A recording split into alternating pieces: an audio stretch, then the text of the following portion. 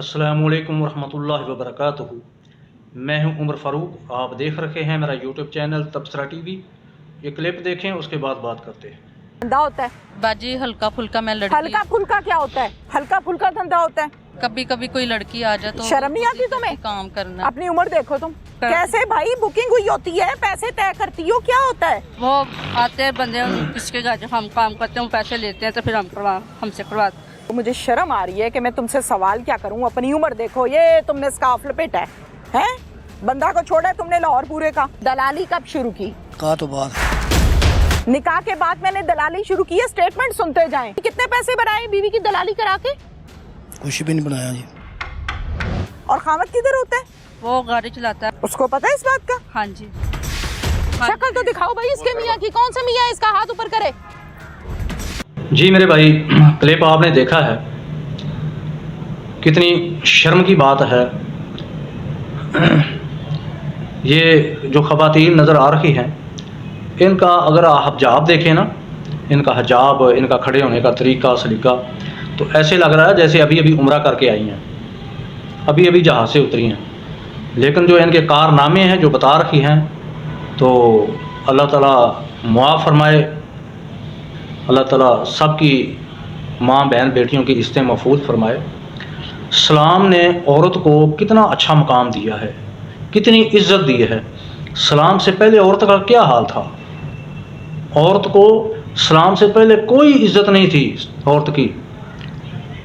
किसी को ज़िंदा दरगोद किया जा रहा है, किसी को मारा जा रहा है, किसी के साथ इस तरह के ज़ना, मुख्तलिफ़ किस्म के नकाह।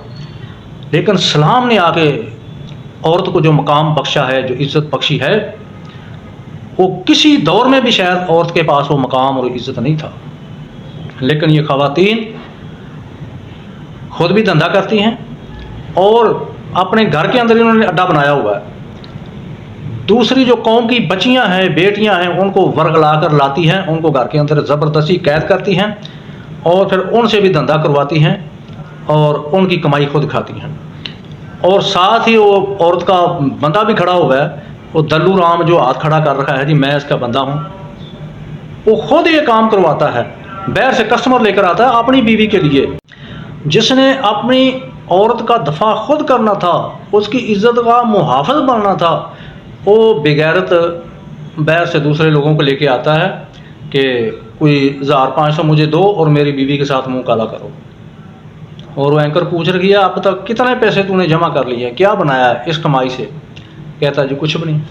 तो राम की कमाई से क्या बनेगा? राम की कमाई जैसे आती है वैसे ही जाती है। तो ये लोग हैं मुआशरे के अंदर नसूर, जो लोगों की बेटियों को ख़राब करते हैं, बहनों को ख़राब करते हैं, और बाद शादीशुदा औरतों को इस तरह की औरतें इस साइड पे लगा देती हैं और उनको गलत पट्टी पे चढ़ा देती हैं, जिसकी वजह से उनके घर ख़राब हो जाते हैं, बर्बाद हो जाते हैं, घर उजड़ जाते हैं। और इस तरह के मामलात के बाद फिर तलाक़ें भी हो जाती है, कत्ल गारत भी शुरू हो जाती है। तो जो लोग हैं, शहरी लोग, शरीफुन नफ्स लोग, उनको चाहिए कि अपने इर्द गिर्द ज़रूर नज़र रखें।